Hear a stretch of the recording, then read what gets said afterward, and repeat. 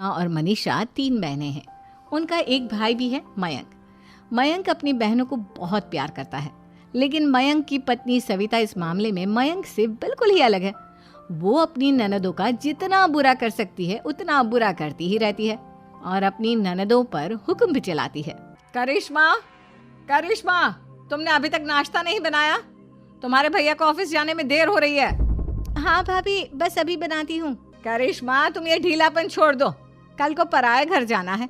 वहाँ अगर तुम इस तरह से काम करोगी तो लोग क्या कहेंगे कि माँ ने और भाभी ने कुछ सिखाया नहीं। और तुम्हारी दोनों बहनें कहाँ हैं? अब रेशमा मार्केट गई है और मनीषा सो रही है। क्या? सुबह के 8 बज रहे हैं और ये महारानी अभी भी सो रही है? ये कहते हुए सविता अपनी सास दुर्गा देवी के पास जाती है। माँ जी, देख रही हो अपनी बेटियों के तौर तरीके? क्या हुआ बहू, सुबह सुबह क्या कर दिया मेरी बेटियों ने? अरे एक तो अभी अभी उठकर किचन में गई है, दूसरी सुबह सुबह बाहर चली गई और तीसरी अभी तक सो रही है। क्या करूं मैं इन तीनों का, मैं तो परेशान हो गई हूँ। जा जाकर उठा उसे और रेशमा से मैं बात करती हूँ। सविता सीधा मनीषा के कमरे में जाती है और उससे कहती है, महारानी जल्दी उठो, सूरज सर पर आ गया है। भाभी थोड़ी देर और सोने दो ना, मैं रात को लेट सोई थी। वो क्या ना, यूनिट टेस्ट चल रहे हैं। शराफत से उठती है या नहीं, या फिर पानी की भरी बाल्टी डालूं तेरे ऊपर? नहीं भाभी, मुझे बिस्तर में नहीं लाना, उठती हूँ मैं। मनीषा जल्दी से उठकर बाथरूम में चली जाती है। सभी आराम से बैठकर नाश्ता कर रहे होते कि तभी रेशमा बाजार से हाथ में सामान लिए आ जाती है। रेशमा को देखते ही सविता उस पर बरस पड़ती है। लो, आ गई महारानी। ऐसा भी क्या सामान लाना था जो सुबह आंख मलते ही बाजार की तरफ रवाना हो गई? भाभी, कल आप ही तो चीख रही थी कि घर का सारा सामान मुझे ही लाना पड़ता है, घर में किसी को भी किसी काम से कोई लेना देना नहीं है। अब मैं बाजार जाकर सामान ले आई तो आपको इस बात से भी तकलीफ हो रही है? देख रही हो माँ जी, अपनी बेटी की जुबान कैंची से भी तेज चलती है। और मयंक, आप तो कुछ कहेंगे नहीं अपनी लाडली बहन को। रेशमा, अपनी भाभी से ऐसे बात नहीं करते, चलो माफी मांगो। भैया, मैं क्यों माफी मांगू? आप भाभी से बोलिए ना कि हम पर कम हुक्म चलाया करे। हम इस घर की बेटियां हैं और आपकी पत्नी की ननद है, नौकरानी नहीं। लो कर लो बात। इनकी भलाई के लिए कुछ भी बोलो तो इन्हें बुरा लग जाता है। इस घर में यही इज्जत है मेरी। देख लो माँ जी, आपकी बेटी किस लहजे में मुझसे बात कर रही है।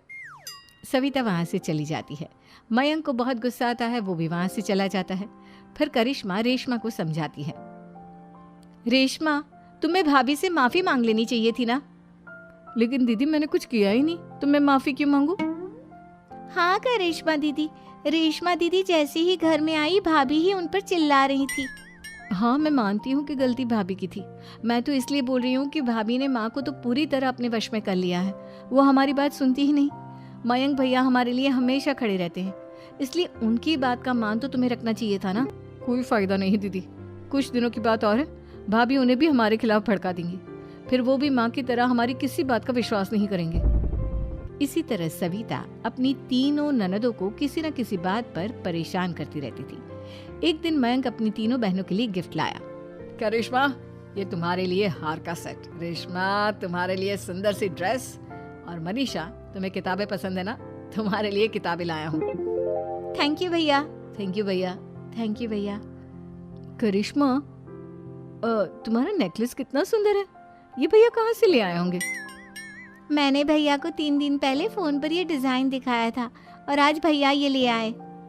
सविता तो अपनी ननदों के गिफ्ट्स देखकर जल गई और करिश्मा का नेकलेस तो उसे भी बहुत पसंद आया था। अपनी बहनों के लिए कितना अच्छा नेकलेस लेकर आए हैं, मुझे कभी कोई गिफ्ट नहीं दिया।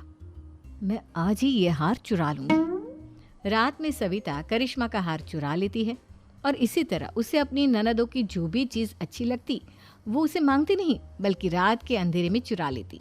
इसी तरह दिन बीतते गए और सविता ने मयंक के दिल में भी उसकी बहनों के लिए नफरत पैदा कर दी। एक दिन मयंक ने करिश्मा और रेशमा के लिए रिश्ता देखा और ये बात उसने घर में सबको बताई। माँ, करिश्मा और रेशमा के लिए बहुत अच्छा रिश्ता आया है, वो लोग कल इन्हें देखने आ रहे हैं। आप और सविता मिलकर सारी तैयारी कर लेना।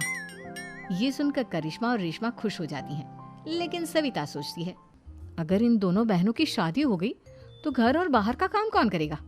मनीषा तो एक नंबर की कामचोर है, उससे तो किसी बात की उम्मीद लगाना ही बेकार है। मुझे इस शादी को रोकना होगा। अगले दिन सभी लड़के वालों के स्वागत की तैयारी करने में लगे होते हैं। तभी मयंक अपनी बहनों से आकर कहता है, तैयार हो गई तुम दोनों? देखो दोनों लड़के बहुत अच्छे हैं, मैं कोई कसर नहीं छोड़ना चाहता, इसलिए तुम उनके सामने अच्छे से बिहेव करना और अपनी भाभी से लड़ने मत लग जाना। करिश्मा, तुम वो नेकलेस पहन लो ना जो मैं तुम्हारे लिए लाया था। भैया मैं बहुत देर से वो नेकलेस ढूंढ रही हूँ, लेकिन मुझे मिल ही नहीं रहा। क्या तुमने नेकलेस खो दिया? तुम्हें पता भी है वो कितना महंगा था? तुम कोई काम ढंग से नहीं कर सकती। मयंक गुस्से में वहां से चला जाता है। थोड़ी देर बाद लड़के वाले भी आ जाते हैं। वो दोनों बहनों को पसंद कर लेते हैं और रिश्ता पक्का हो जाता है। लेकिन सविता के दिमाग में तो कुछ और ही खिचड़ी पक रही थी। वो पंडित जी के पास करिश्मा की कुंडली लेकर जाती है और उन्हें पैसे देकर करिश्मा की कुंडली बदलवा देती है। जब लड़के वालों के पास करिश्मा की कुंडली जाती है तो वो दुर्गा को फोन करते हैं। बहन जी, हमने करिश्मा की कुंडली अपने पंडित जी को दिखाई थी। आपकी बेटी की कुंडली नहीं बल्कि दोषों का पिटारा है। देखिए, मैं और मेरे पति इन सब बातों में बहुत विश्वास करते हैं, इसलिए हम आपकी बेटी से अपने बेटे की शादी नहीं करा सकते। इस तरह करिश्मा का रिश्ता टूट जाता है और सभी घर वालों को बहुत दुख होता है। अब कविता सोचती है, चलो करिश्मा का तो रिश्ता टूट गया, अब रेशमा का भी रिश्ता तोड़ना है। क्या करूं क्या करूं? अब सविता आवाज बदलकर किसी अननोन नंबर से रेशमा के होने वाले ससुराल में फोन करती है। हेलो, मैं कौन हूँ कौन नहीं ये आपके लिए जानना ज़रूरी नहीं। बस इतना सुन लो कि रेशमा का 2 साल से किसी के साथ अफेयर चल रहा है। बस रेशमा का रिश्ता तोड़वाने के लिए सविता का इतना कहना काफी था। अब रेशमा का भी रिश्ता टूट गया। मयंक और दुर्गा देवी ने रेशमा को खूब खरी खोटी सुनाई और उससे बार बार उस लड़के के बारे में पूछने लगी। आप दोनों मुझे क्यों परेशान कर रहे हो? अरे कोई लड़का होगा मेरी लाइफ में तो मैं बताऊंगी ना, जब कोई है ही नहीं तो कहाँ से लाऊं मैं कोई लड़का? तो तेरे होने वाले ससुराल वालों को फोन किसने किया था? माँ, मैं नहीं जानती किसने फोन किया था, मैं सच कह रही हूँ। मैं तो पहले ही कह रही थी इसकी लगाम खींच कर रखो, लेकिन मेरी सुनता ही कौन है। आप चुप रहिए भाभी, ये सब आपका ही किया धरा है।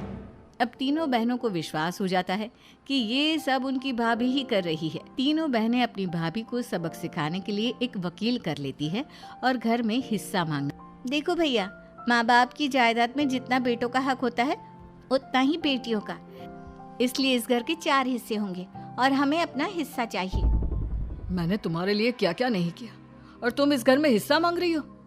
भैया, आप और माँ हम बहनों की कोई बात नहीं सुनते हो और भाभी हमारी शादी नहीं होने देगी क्योंकि उन्हें लगता है कि आप हमारी शादी में ज्यादा पैसा लगाओगे और उन्हें हम जैसी फ्री की नौकरानी कहाँ मिलेगी। तो हम भाभी के साथ तो रह नहीं सकते, हम बहनों को अपना हिस्सा चाहिए। अरे तुम्हें शर्म आनी चाहिए अपनी भाभी पर ऐसा इल्जाम लगाते हुए। वो तुम्हारे बारे में कितना सोचती है। हाँ माँ, भाभी हमारे बारे में बहुत सोचती है, दिन रात बस यही सोचती रहती है कि किस तरह से अपनी तीनों ननदों को परेशान करूं और कभी मुझे पढ़ने भी नहीं देती।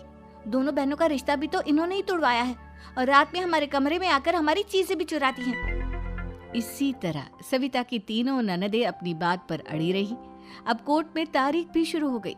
जब सविता को लगा कि उसकी तीनों ननद इतनी आसानी से नहीं मानने वाली, तो उसने अपने पति और सास को सारी सच्चाई बता दी और अपनी तीनों ननद से माफी मांगी। मयंक और दुर्गा को भी अपनी गलती का एहसास हो गया। अब सविता खुद करिश्मा